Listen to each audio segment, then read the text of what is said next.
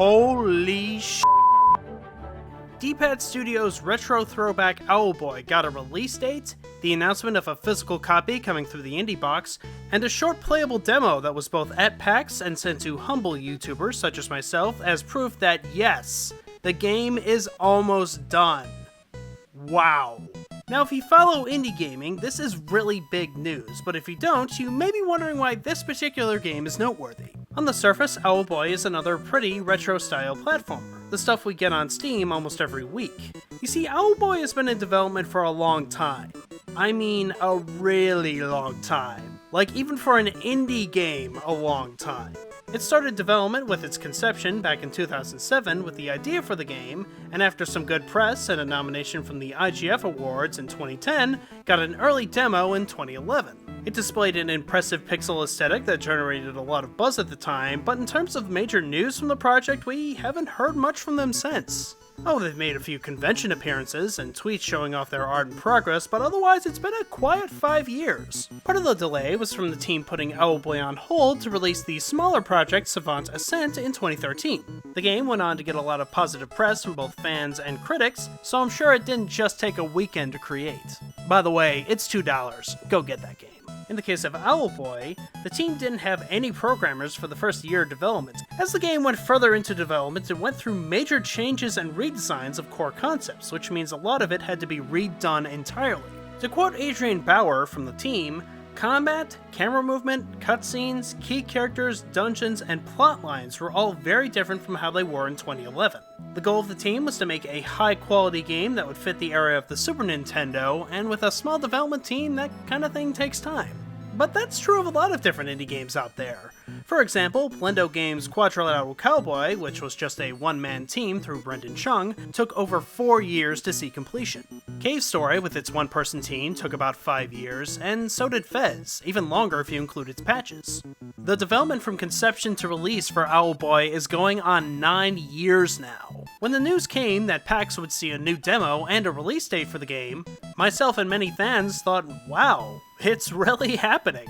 So after its long development and getting a chance to sit down and play the most recent demo of the game, does it live up to having over 9 years of development time with all the hype that comes with that? Of course not! No game could possibly live up to those kinds of unrealistic standards. However, having said that, I have to admit, Owlboy is pretty magical right now.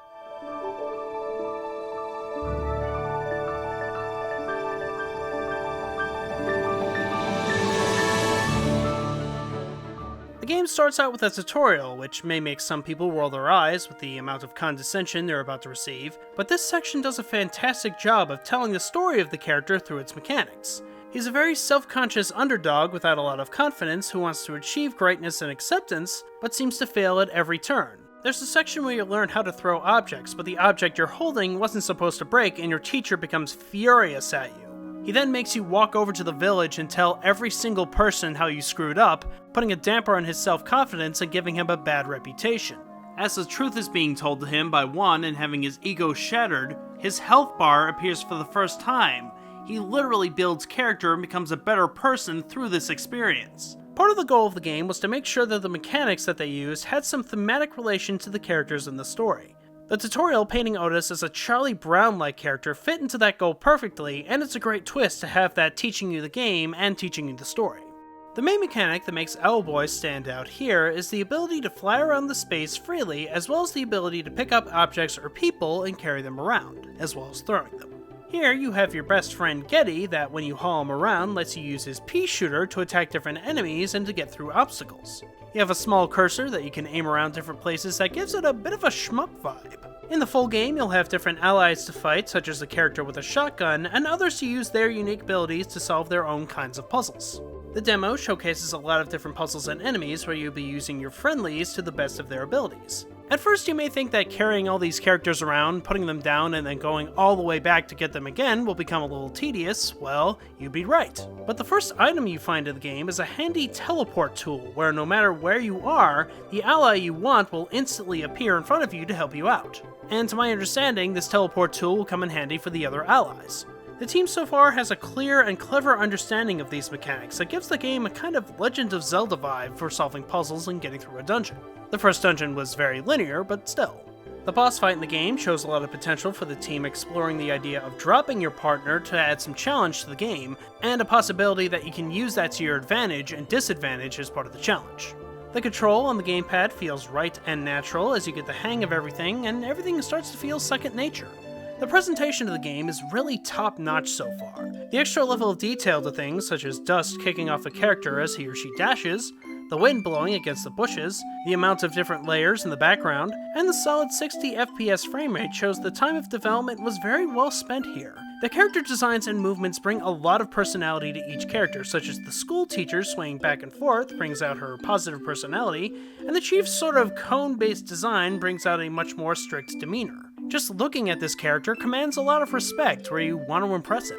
And a big highlight when it comes to presentation here is the soundtrack by Jonathan Geer.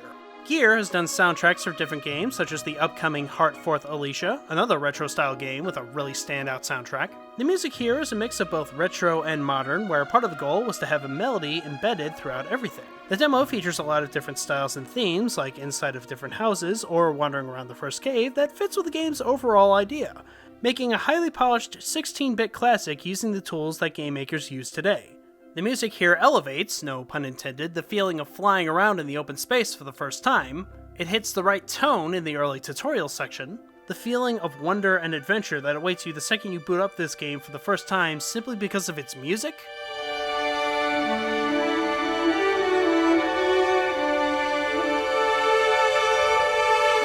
Just awesome. After playing the short demo and knowing the game's really long development history is almost at the finish line, my diagnosis? So far so good. There's a lot of great potential for interesting puzzle design, the presentation is a highly polished spectacle, and the storytelling here has made a sympathetic and interesting underdog that you can root for.